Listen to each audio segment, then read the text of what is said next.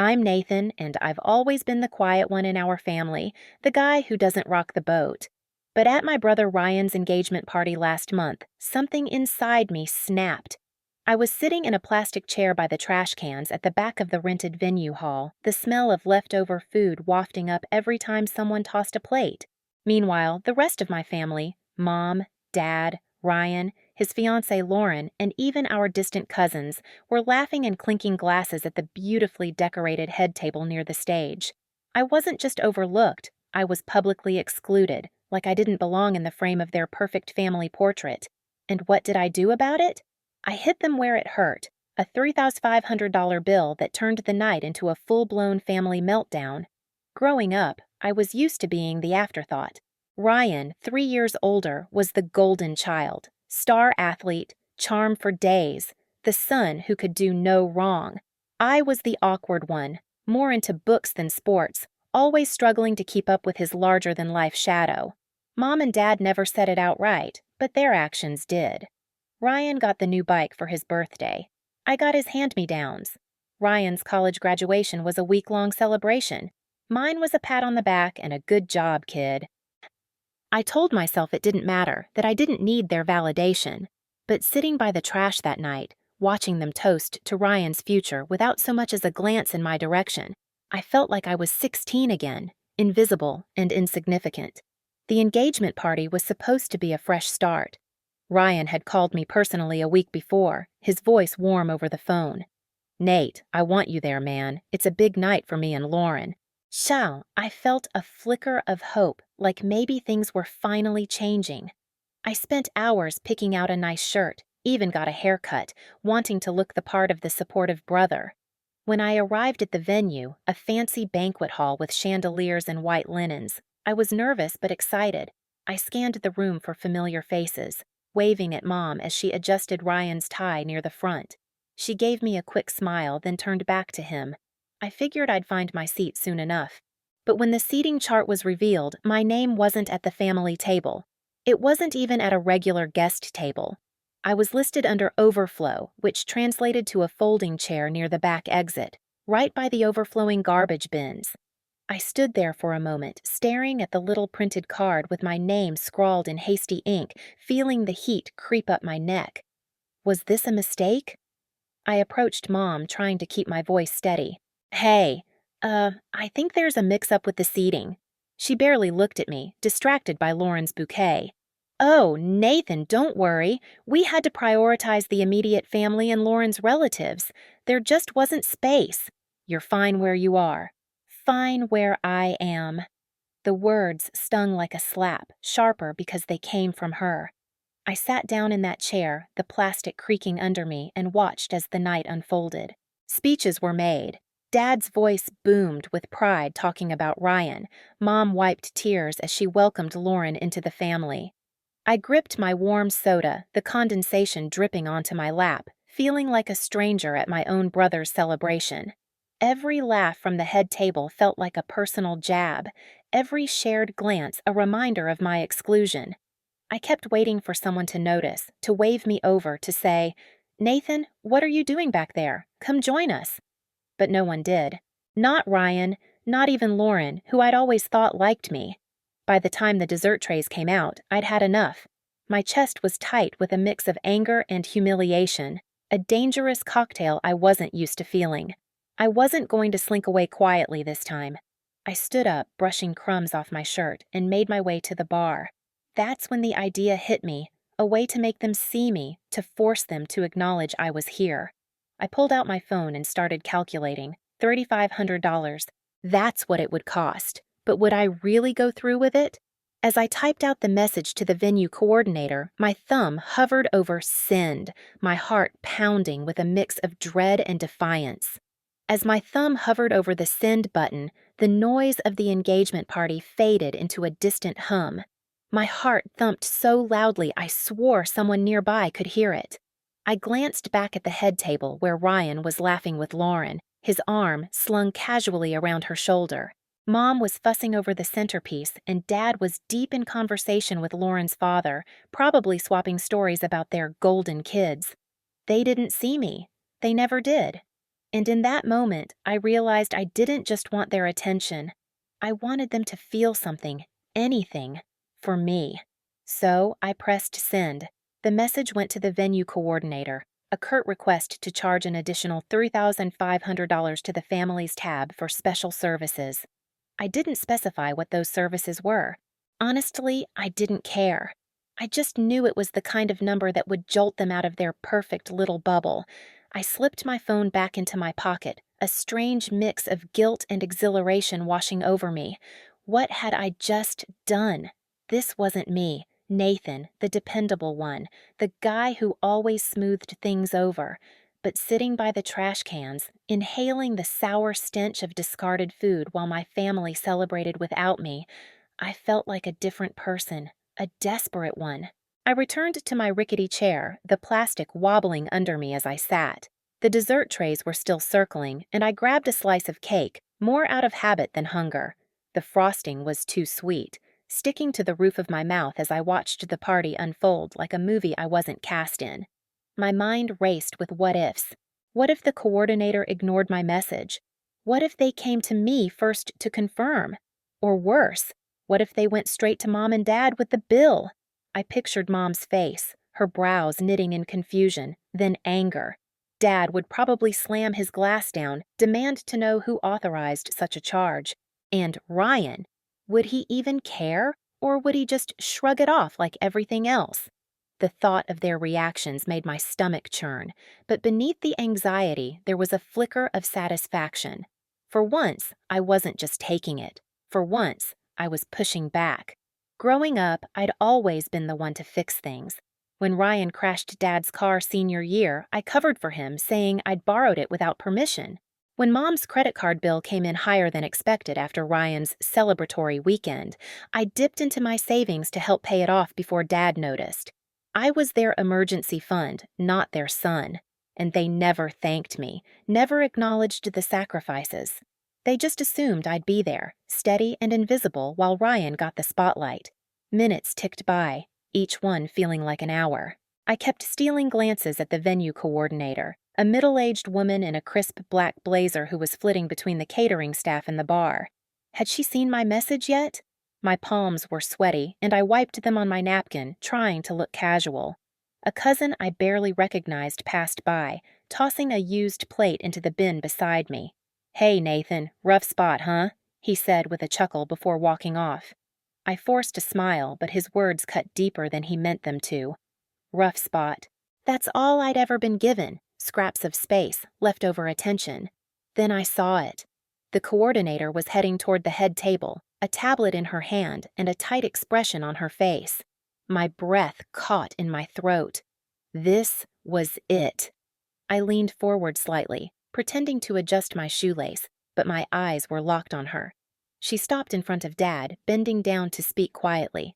I couldn't hear what she said, but I saw his posture stiffen, his hand pausing mid-gesture. Mom turned toward them, her smile faltering. My pulse was a drum in my ears. Had I gone too far?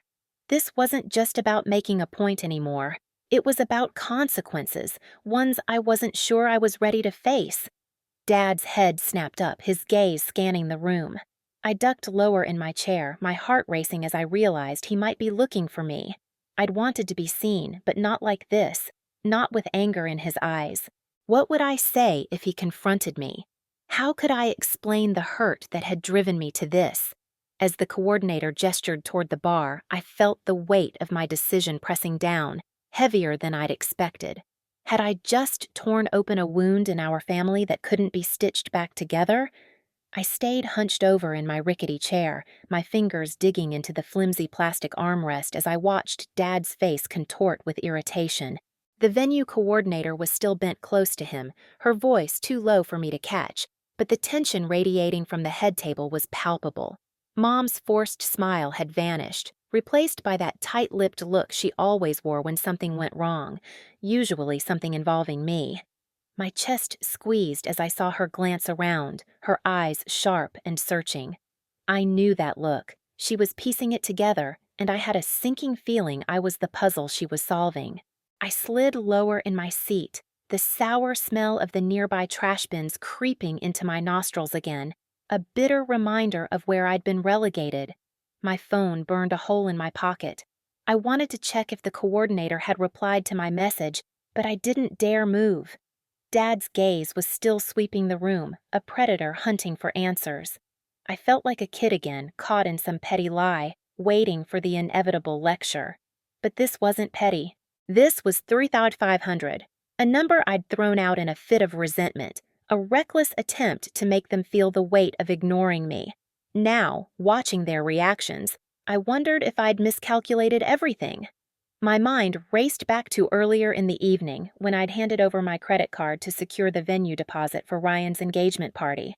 I'd told myself it was a gesture, a way to finally earn a seat at their table, not literally, but in their hearts.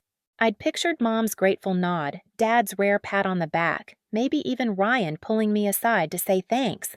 Instead, I'd been waved off to this corner, a spare part in their perfect celebration. My friend David's words echoed in my head, sharp and unyielding. "You're their safety net, not family." I'd laughed it off when he said it weeks ago, but sitting here, it felt like a punch to the gut. He was right, and that truth had fueled my impulsive decision to send that message. The coordinator straightened up, tucking her tablet under her arm, and I caught the flicker of a frown as she turned away from Dad. He was saying something now, his voice low but firm, the kind of tone that always made me shrink. Mom leaned in, her hand on his arm, probably trying to smooth things over like she always did. But Ryan, he just sat there, still laughing with Lauren, oblivious to the storm brewing a few feet away. That stung more than I expected. Didn't he even notice the shift in the air? Or was I so far out of his orbit that my existence, my hurt, didn't register at all? I chewed the inside of my cheek, tasting the bitter tang of regret. What had I expected? That they'd storm over, demand answers, and suddenly see me? Or was this just self-sabotage, a way to confirm what I already knew, that I didn't matter to them? My hands trembled slightly, and I clasped them together, willing myself to stay calm. I wasn't ready for a confrontation, not yet. But the guilt gnawing at me was mixing with something else. Defiance. I'd spent years swallowing my pride, biting back every hurt, every slight. For once, I'd done something, even if it was messy and wrong. For once, they couldn't ignore me. Or could they? My eyes darted back to the head table. Dad was on his feet now, gesturing toward the bar, his movements sharp. The coordinator nodded and started walking in that direction, her expression unreadable. My stomach dropped. Were they going to settle this without even involving me? Was my act of rebellion so insignificant that they'd brush it aside? Just another line item to be paid off and forgotten? The thought made my throat tighten. If they didn't come to me, if they didn't ask, then what was the point of any of this? I shifted in my chair, the plastic creaking under my weight, and felt a surge of resolve I hadn't expected. No, I wouldn't let this be swept under the rug. If they weren't coming to me, I'd go to them. I'd stand up, walk over, and demand to know why I was always the afterthought. But as I gripped the armrest, ready to push myself up, I saw Mom's head turn sharply, her eyes locking onto mine across the crowded room. My breath hitched. There was no mistaking it, she knew, and the look on her face wasn't confusion or anger. It was something colder, something that made my blood run cold. What had I just unleashed? I froze under Mom's piercing gaze, my resolve crumbling as her cold stare pinned me to my seat. The noise of the restaurant, clinking glasses, laughter, the hum of celebration, faded into a distant buzz. My heart pounded so hard I thought it might betray me, thumping loud enough for everyone to hear. I wanted to look away, to sink into the floor and vanish, but I couldn't.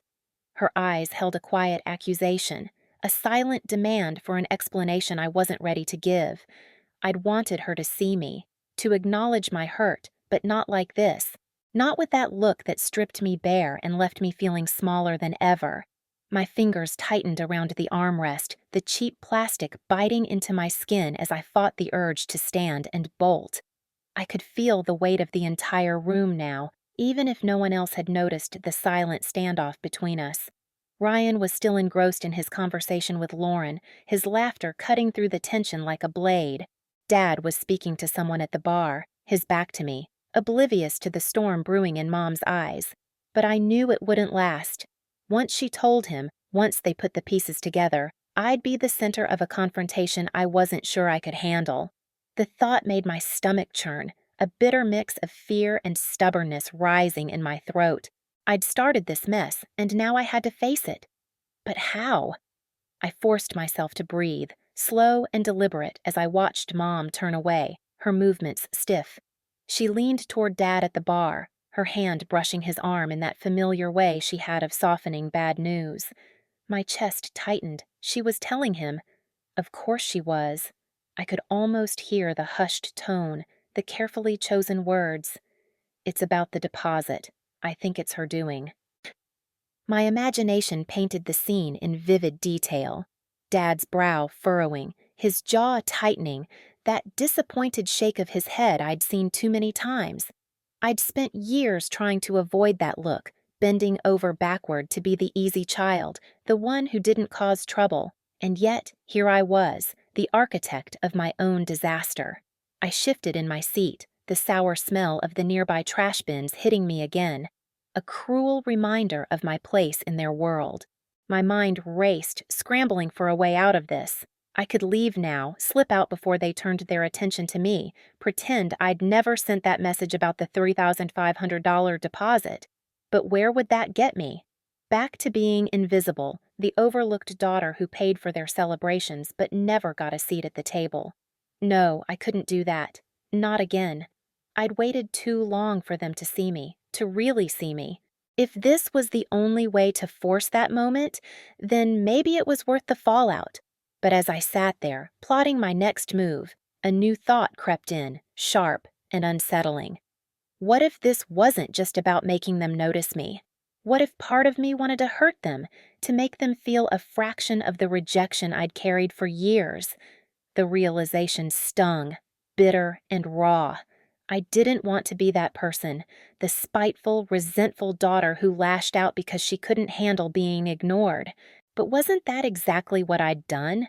I'd thrown a financial grenade into Ryan's perfect night, not because I thought it would fix anything, but because I was tired of swallowing my pain. And now, watching Mom and Dad confer at the bar, I wondered if I'd misjudged the cost of that explosion. My eyes flicked to the restaurant manager who was hovering near the entrance, his clipboard tucked under his arm. He caught my gaze for a split second, offering a subtle nod, a reminder of the conversation we'd had earlier when I'd handed over my card for the deposit. He knew I'd paid, knew I was the one holding this piece of the evening together. A quiet power stirred in me at that thought, a flicker of control in a situation that felt dangerously close to spiraling. I could use this, couldn't I? I could wait, let them come to me, let them ask why I'd done it. Or I could turn the tables, walk over with my head held high, and lay it all bare before they had the chance to corner me. I leaned forward slightly, my pulse racing with the possibilities, but just as I made up my mind to act, I saw Dad turn from the bar, his eyes scanning the room until they landed on me. His expression was unreadable, a mask of calm that I knew hid a storm. My breath caught, every muscle in my body tensing. He started walking toward me, his steps deliberate, each one closing the distance between us. What was he going to say? And more importantly, was I ready to hear it? I sat frozen as Dad approached, his steps measured, his face a mask of controlled emotion. My heart hammered against my ribcage, each beat echoing in my ears like a drum roll before the inevitable crash. The restaurant's ambiance, once a distant hum, now felt suffocating. The clatter of dishes, the murmur of voices, all blurring into a haze of noise that couldn't drown out the storm in my chest. I wanted to stand, to meet him halfway with some semblance of dignity, but my legs felt like lead, anchoring me to the chair. His eyes never left mine, and with each step, I felt the weight of years of unspoken grievances piling up between us. When he reached my table, he didn't sit. He just stood there, towering over me, his hands clasped in front of him like he was bracing for something. I could see the tension in his shoulders, the subtle tightness in his jaw. My mind raced through a dozen scenarios. Would he be angry, disappointed, or worse, dismissive? I wasn't sure which I feared more. I swallowed hard, my throat dry, and forced myself to look up at him, to hold his gaze, even though every instinct screamed to look away. For a long, agonizing moment, neither of us spoke. Then, with deliberate slowness, he reached into his jacket pocket and pulled out a folded piece of paper. My stomach dropped as I recognized the crisp edges of a bill, the kind restaurants print for events like this. He unfolded it with a flick of his wrist, the numbers jumping out at me even from a distance. $3,540. My breath hitched. This was it, the moment I'd both dreaded and anticipated. I'd paid the deposit, yes, but I'd made sure the final tally would land in their hands, a silent declaration of my resentment. And now, here it was, staring us both in the face. He laid the bill on the table between us, his movements deliberate, almost ceremonial. Care to explain this? His voice was low, controlled, but there was an edge to it, sharp enough to cut through the pretense I'd been clinging to. I felt my face flush, heat creeping up my neck as I struggled to find words. I'd rehearsed this moment in my head 100 times, picturing myself defiant, unshaken. But now, under the weight of his stare, I felt like a child caught in a lie, scrambling for an excuse. I paid the deposit, I started, my voice smaller than I wanted it to be. But I figured, since I'm not really part of this family, the rest should be on you. The words tumbled out, bitter and jagged, tasting like venom on my tongue. I regretted them almost instantly, not because they weren't true, but because of the way his face shifted. Shock, then something deeper, something like hurt. I hadn't expected that. I'd braced for anger, for a lecture about responsibility, but not this fleeting glimpse of pain in his eyes. Across the room, I caught a glimpse of Ryan, his head snapping up from his conversation with Lauren. His expression twisted into something like panic, his eyes darting between me and Dad. He knew. Of course he did. Mom must have filled him in, or maybe he'd seen the manager hovering earlier, clipboard in hand, tallying up the night's expenses. The perfect golden child, the center of this celebration, was suddenly off kilter, and a dark part of me felt a flicker of satisfaction at that. But it was fleeting, drowned out by the guilt gnawing at my insides. What had I done? Dad didn't respond right away. He just stared at the bill, then back at me, his silence heavier than any words could have been. I could see Mom watching from the bar now, her arms crossed, her face a mirror of disapproval. The weight of their combined judgment pressed down on me, making it hard to breathe. I'd wanted them to see me, to acknowledge my pain, but now that I had their attention, it felt like a spotlight I couldn't escape. My hands clenched into fists under the table, nails digging into my palms as I fought the urge to backpedal, to apologize and take it all back. But then Dad spoke, his voice quieter than before, almost a whisper. Is this really how you feel? That you're not part of us? There was no accusation in his tone, just a raw, searching quality that caught me off guard. My chest tightened, a lump forming in my throat. I hadn't expected him to ask, to care enough to dig beneath the surface of my defiance. And in that moment, I wasn't sure if I had the courage to answer honestly. What would happen if I laid it all bare? The years of feeling invisible, the ache of being sidelined? Could I handle the fallout of that truth? Before I could respond, Ryan was on his feet, striding toward us with a forced smile that didn't reach his eyes. Hey! What's going on over here? He asked, his voice too loud, too cheerful, a desperate attempt to diffuse whatever he sensed brewing. I looked at him, then back at Dad, my heart racing with the realization that this conversation was far from over. How could I make them understand when I barely understood myself? I sat there, my heart pounding so hard I thought it might crack a rib, as Ryan loomed closer, his forced grin slipping into something tighter, more accusing. Dad's question still hung in the air between us. Is this really how you feel? That you're not part of us? And I felt the weight of it pressing down, demanding an answer I wasn't ready to give. My mouth opened, but no words came. Instead, I just stared at the bill on the table, those stark numbers mocking me, a tangible symbol of the wedge I'd driven into this family. I'd wanted to hurt them, to make them feel a fraction of the isolation I'd carried for years. But now, with Dad's raw vulnerability exposed and Ryan's barely contained frustration bearing down, I felt more trapped than ever. Ryan stopped just behind Dad, his eyes narrowing as he glanced at the bill, then at me. "What's this about?" he asked, his voice dropping the fake cheer, replaced by a sharp edge that sliced through the tension. I could feel the heat rising in my cheeks, the shame of being caught in this petty act of rebellion, warring with the anger that still simmered beneath it.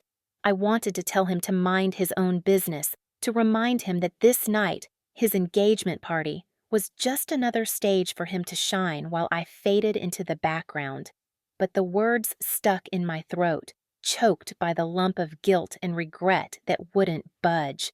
Dad turned slightly, acknowledging Ryan with a quick glance before fixing his gaze back on me. "We're talking," he said simply, his tone firm, shutting Ryan out of the moment. That small act, Dad choosing to focus on me, even in this mess, hit harder than I expected. For so long, I'd been the afterthought, the one who didn't quite fit into the perfect family picture. And now, here he was, giving me the space to speak, even if I didn't know how to use it.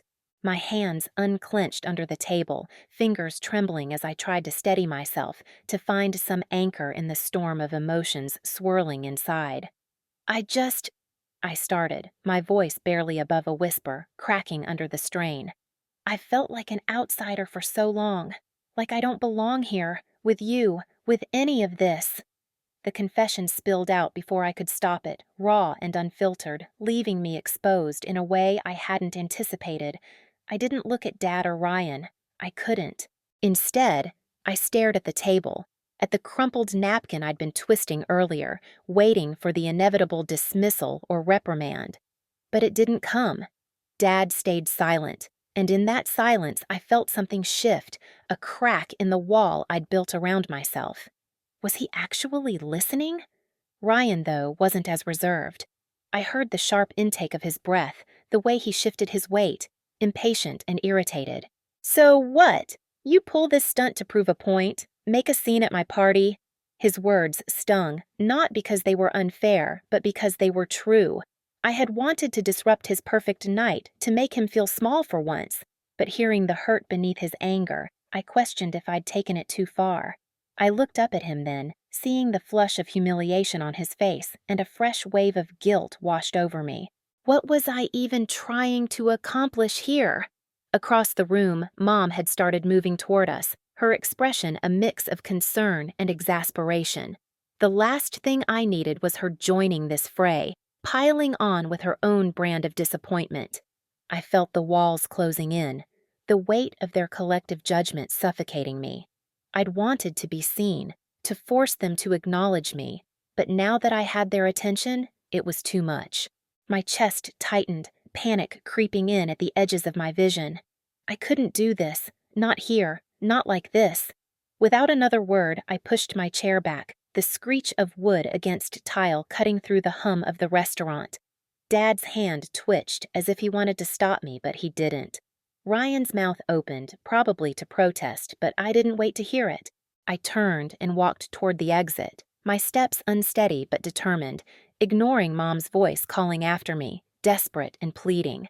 Outside, the cool night air hit my face like a slap, but I didn't stop. I pulled out my phone with shaking hands and blocked their numbers, one by one, a digital severing of ties. Hours later, Ryan's email came through, furious and scathing, blaming me for ruining his night, for humiliating him in front of everyone. I read it, my stomach churning, but instead of regret, something else settled in. Clarity. What was it in that message, in those bitter words, that confirmed I was right to walk away for good? I sat in my tiny apartment, the silence around me so heavy it felt like a physical thing, pressing against my chest. Ryan's email was still open on my laptop, his words cutting deeper with every reread. Each accusation, about how I'd ruined his engagement party, embarrassed him in front of his fiance's family, and acted like a selfish child. Felt like a punch, but it was the final line that burned the most. "You've always been a burden, and last night proved it." My fingers hovered over the keyboard, itching to fire back, to tell him he didn't know the half of what I'd carried for this family. But I stopped myself. What was the point? I'd walked out of that restaurant to escape their judgment, not to dive deeper into it. So I closed the laptop, letting the darkness of the room swallow me whole. Hours bled into the early morning, and I hadn't moved from the couch. The weight of the night before clung to me, sticky and unrelenting. I kept replaying the scene in my head: Dad's quiet pain, Ryan's sharp anger, Mom's desperate call as I stormed out. Blocking their numbers had felt like a victory in the heat of the moment, a way to take control when everything was spiraling. But now, in the cold light of dawn, it just felt like another wall I'd built, another way to keep myself isolated. My phone sat on the coffee table, silent and accusing. I hadn't expected to feel so hollow, so uncertain about whether I'd done the right thing. Had I really walked away for good, or was this just another impulsive act I'd regret? A sharp knock at the door jolted me out of my thoughts. My heart lurched, a mix of dread and irritation flooding in. No one came by unannounced. Not anymore. I hesitated, half hoping whoever it was would give up and leave. But the knocking came again, louder, more insistent, followed by a voice I hadn't braced myself to hear so soon. "Please open the door. I need to talk to you." It was Mom, her tone thick with emotion, the kind of raw desperation that used to guilt me into compliance as a kid. My stomach twisted. I'd blocked her number, but I couldn't block her from showing up at my doorstep. What did she want now?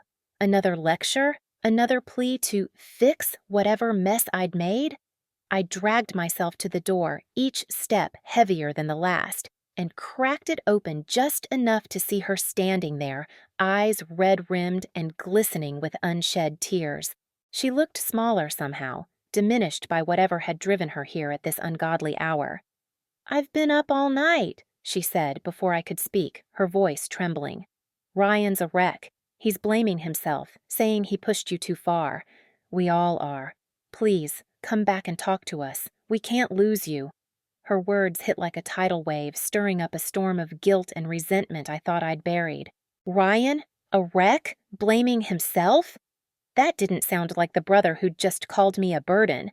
Was this another one of Mom's manipulations, a way to drag me back into their chaos?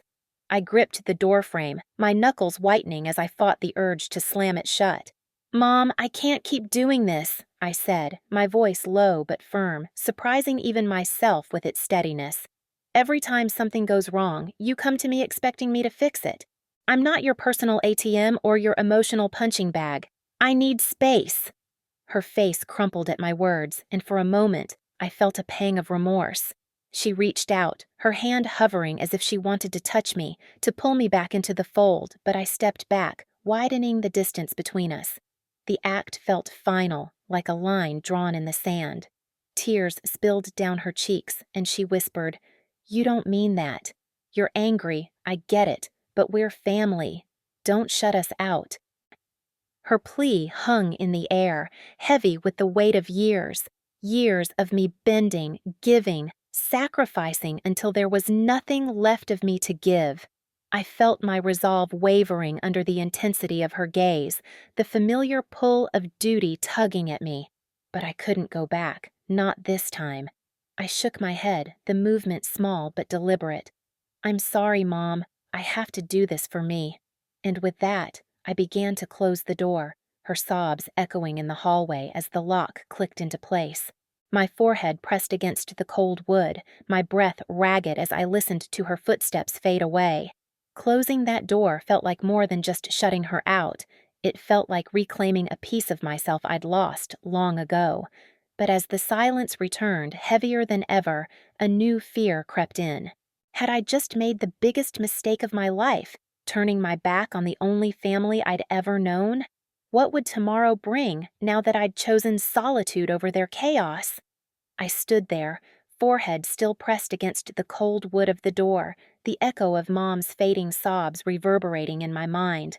My chest felt tight, like a rubber band stretched to its limit, ready to snap. Closing that door hadn't just shut her out.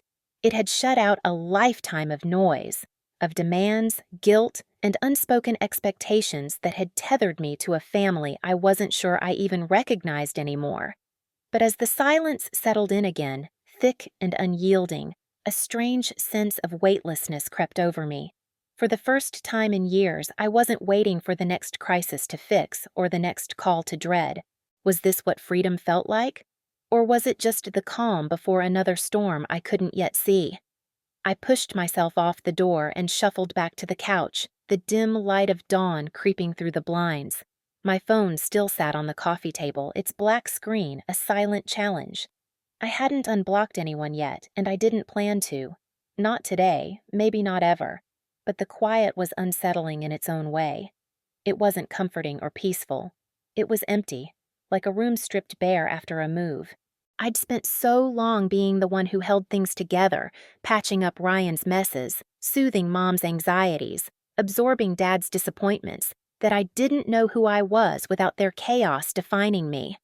I grabbed a throw blanket and wrapped it around my shoulders, as if it could shield me from the questions piling up in my head. Months passed in that strange, muted rhythm. I threw myself into work, taking extra shifts at the diner just to keep my hands busy and my mind distracted. I moved through my days like a ghost, avoiding old haunts where I might run into familiar faces.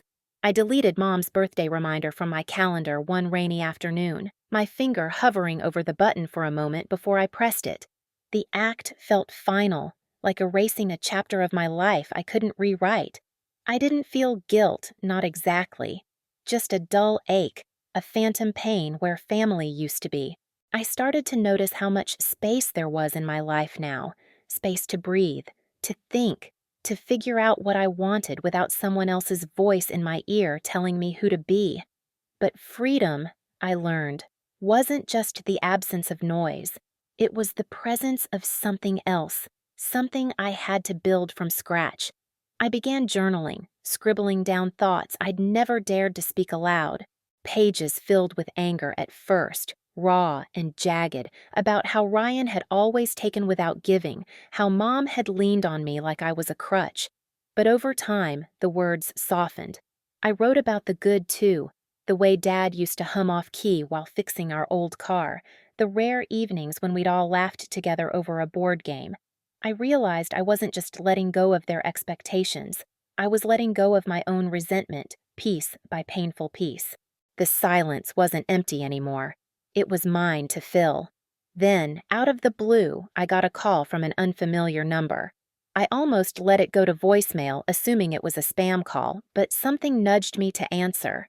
It was a mutual friend, someone I hadn't spoken to since before the fallout. Her voice was hesitant, careful, as she dropped a bombshell I wasn't prepared for. Ryan and Lauren's engagement was on shaky ground. They were in counseling, struggling to reconcile after months of unresolved tension, some of it tied to the night of the party.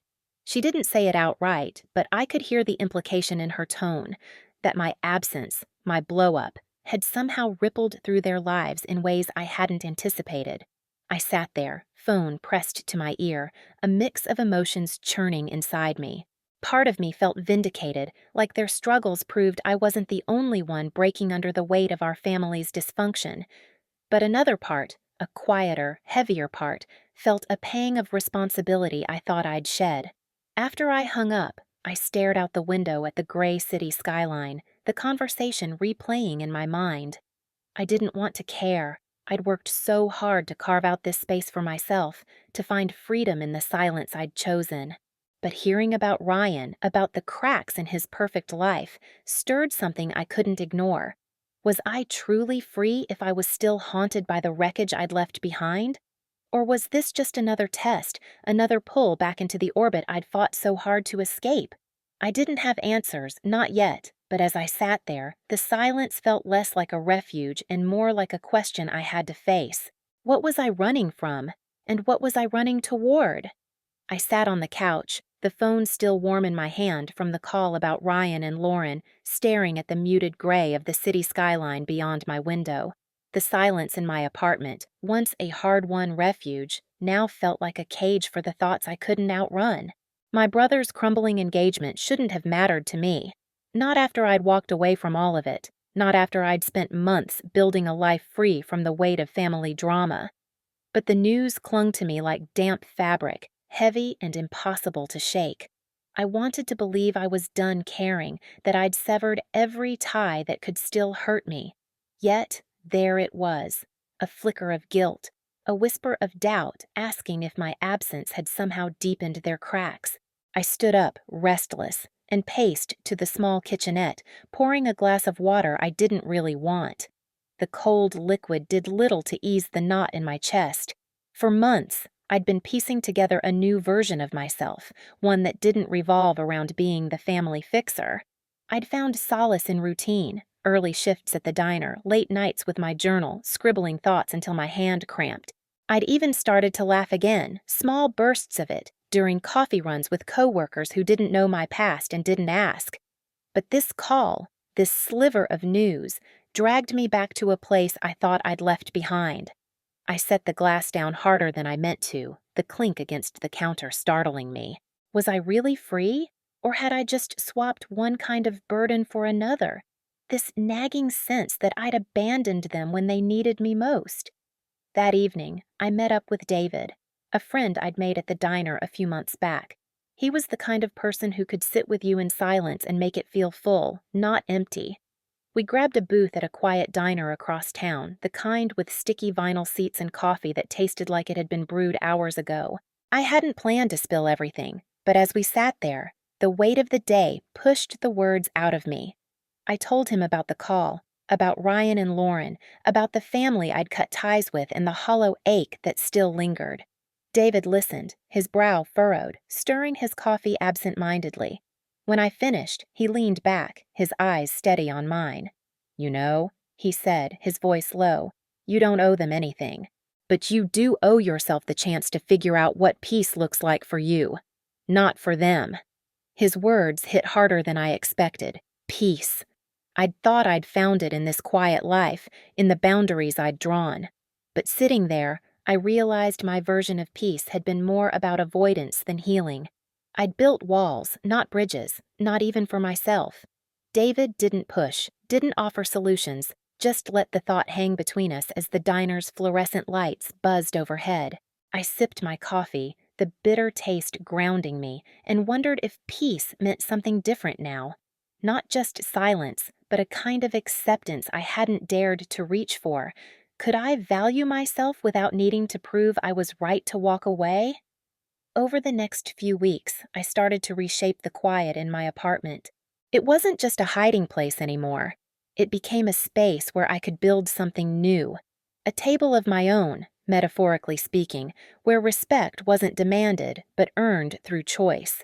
I invited David over for dinner one night, a simple meal of spaghetti and cheap wine, and we talked about everything but family, movies, dreams, the weird customers at the diner. Laughter filled the room, and for the first time I felt the warmth of chosen bonds, connections I'd made not out of obligation, but genuine care. I began to see my worth reflected in these small, intentional moments, not in the approval I'd once chased from people who couldn't give it. But even as I leaned into this newfound sense of self, a part of me couldn't fully let go of the past. Late at night, when the world was still, I'd catch myself wondering about Ryan.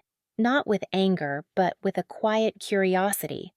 Was he hurting as much as I had? Did he even think about me anymore?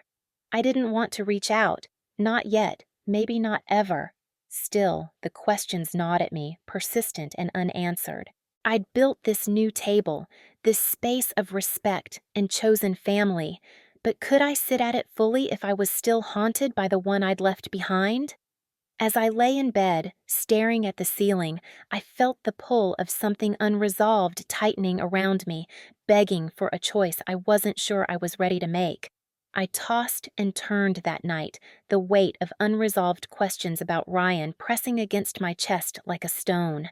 The darkness of my apartment seemed to amplify every thought, every doubt. until I couldn't escape the nagging realization that walking away hadn't fully freed me. I'd built a new life, yes, with friends like David and moments of laughter that felt like small victories. But beneath the surface, there was still a tether to the past, a thread of guilt and curiosity that refused to snap. As dawn crept through my window, casting faint light across the room, I sat up, rubbing my eyes, and faced a truth I'd been dodging. Ryan's humiliation, as much as I hadn't meant it to happen, was tied to the choices we'd both made, and I needed to understand why it still mattered to me. I spent the morning in a haze, replaying the news of Ryan's broken engagement with Lauren in my mind. I didn't have all the details, just fragments from a hurried phone call, but I knew enough.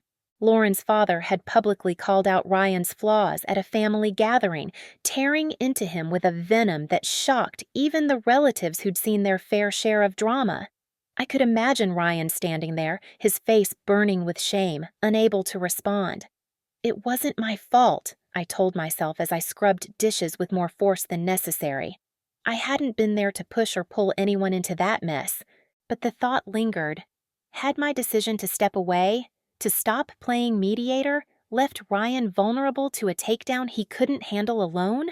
I dried my hands, staring at the cracked tile on my counter, and felt a pang of something I didn't want to name. Was it regret? Or just the ache of knowing I couldn't control how the pieces fell after I left?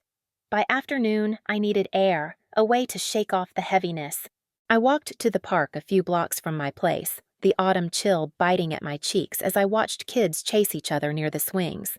Their carefree shouts were a sharp contrast to the storm in my head. I sat on a bench, pulling my coat tighter, and let myself think about Lauren's father. I'd met him only a handful of times, but his presence was always suffocating, judgmental, quick to point out flaws while hiding his own. He'd never liked Ryan, that much was clear, but to humiliate him so publicly felt like a calculated strike, not just against my brother, but against the fragile image their family had tried to maintain. I wondered if Lauren had stood by Ryan in that moment, or if she'd let her father's words carve a deeper divide. Either way, it exposed the toxic underbelly of their dynamic, one I'd seen hints of long before I walked away. As I sat there, the cold seeping into my bones, I realized something else. My stand, my choice to distance myself, hadn't just been about escaping their chaos. It had been about protecting my own self-worth, something I'd let slip through my fingers for years while trying to hold their world together. Every time I'd bitten my tongue during their arguments, every time I'd smoothed over their conflicts at the cost of my own peace, I'd diminished myself. Walking away had been my way of saying I mattered too, even if they couldn't see it.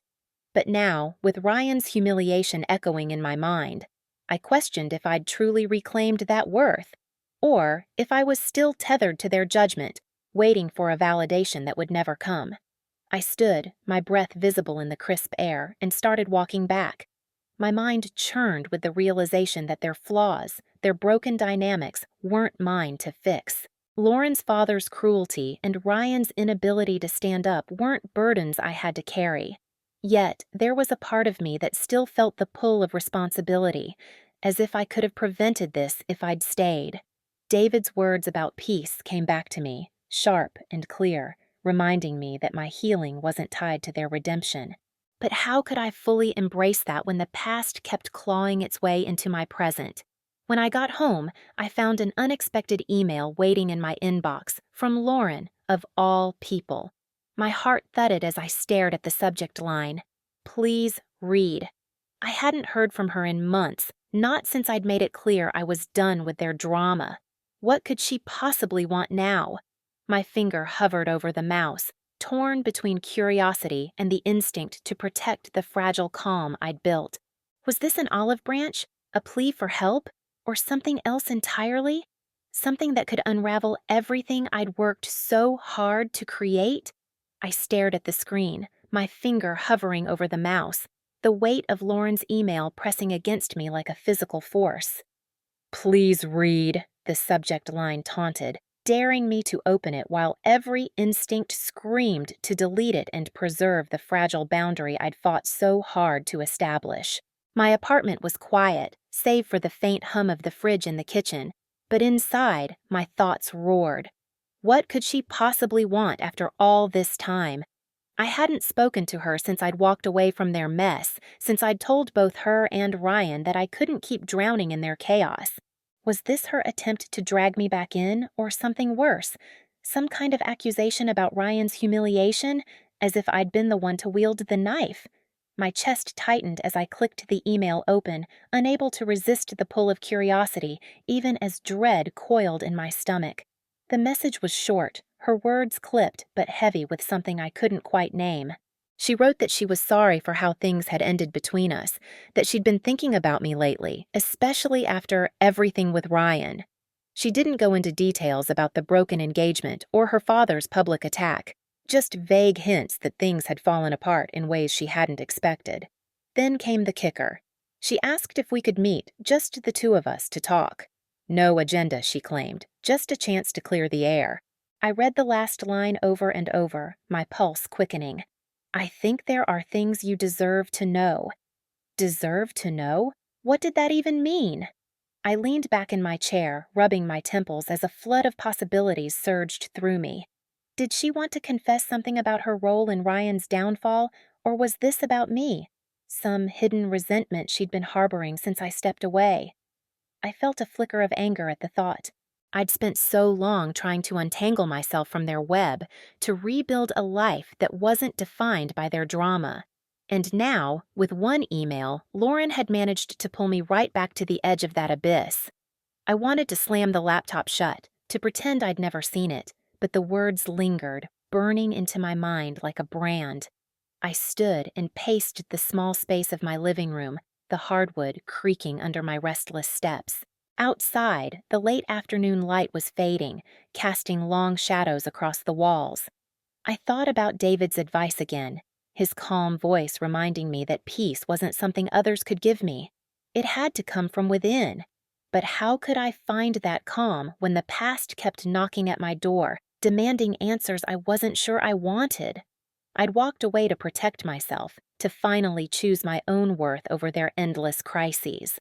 And in doing so, I'd thought I'd severed the ties that bound me to their pain. But Lauren's email was proof that those ties weren't as cut as I'd believed. They were just lying dormant, waiting to tighten around me again. As I paced, I caught sight of a framed photo on the shelf, one of me and Ryan from years ago, before everything went sour. We were laughing, arms slung around each other at some forgotten family barbecue. I stopped, my throat tightening at the memory of simpler times, when I still believed I could fix things, when I thought love meant staying no matter how much it hurt. Looking at that photo now, I felt a pang of loss, not just for the brother I'd once had, but for the version of myself who'd given so much without asking for anything in return. I'd learned the hard way that love couldn't mean erasing myself, and yet, here I was, wrestling with the urge to respond to Lauren, to dive back into their world for answers I might not even need.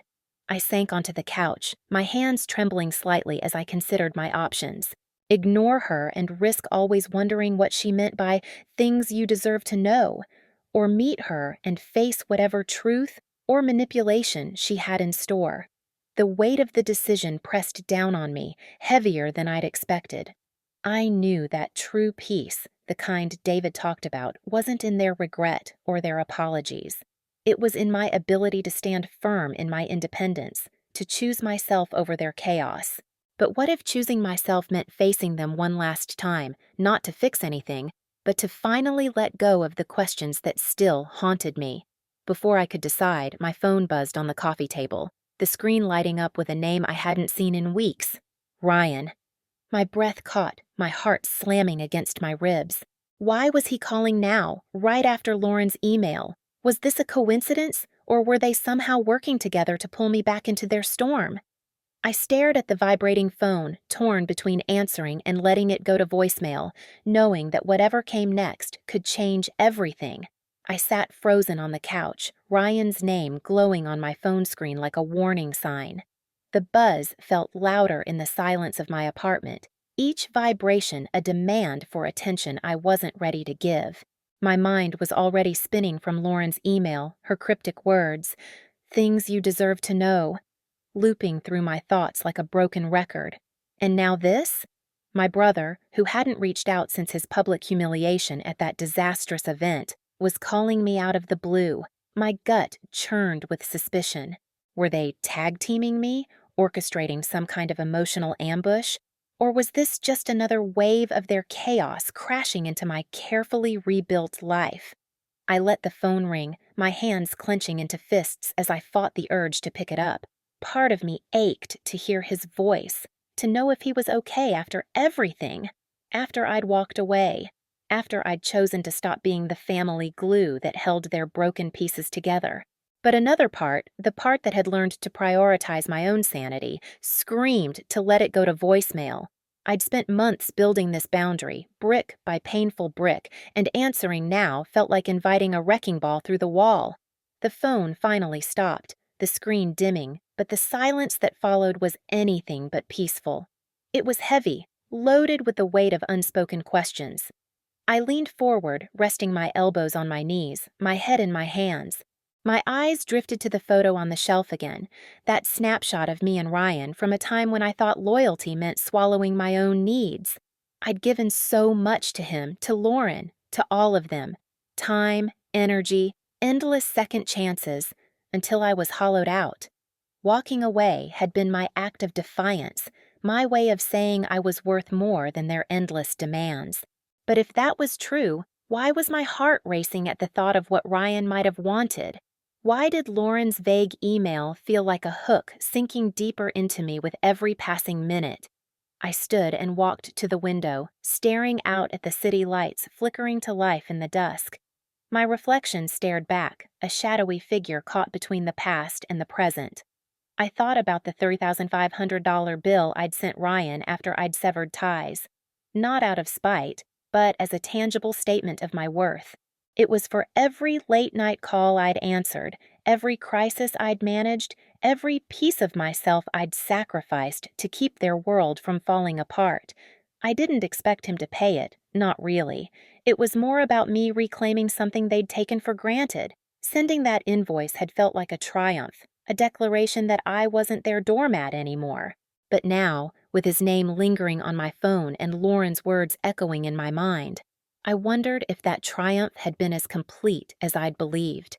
My thoughts shifted to David's words again, his steady reminder that peace wasn't about winning or losing against them. It was about choosing myself over and over, no matter how hard it got. I'd thought I was there, or at least close to it. I'd moved into this apartment, taken on freelance work that excited me, started building a life that wasn't defined by their drama. But this, the email, the call, was a test of that resolve. Could I really keep choosing peace when the past kept clawing its way back? Or was ignoring them just another way of running, of avoiding the closure I might actually need? I turned away from the window, my decision still unmade, when my phone pinged with a new voicemail notification. My breath hitched. Ryan had left a message. The temptation to listen was immediate, almost overpowering, but so was the fear of what I might hear. Would it be an apology, a plea for help, or something worse, a bitter rant about how I'd abandoned him? I hovered over the phone, my finger trembling as I debated whether to play it. Every instinct told me that whatever was in that message would crack open the fragile calm I'd fought for. But could I live with not knowing? Before I could press play, a knock at the door jolted me upright. My heart slammed against my ribs. I wasn't expecting anyone, and at this hour, unannounced visitors were rare.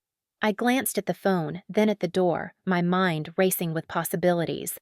Was it Lauren showing up after her email to confront me face to face? Or worse, Ryan refusing to let a voicemail be the end of it? I took a shaky step forward, the knock echoing again, sharper this time, as if whoever was on the other side knew I was hesitating. Who was there, and what did they want from me now?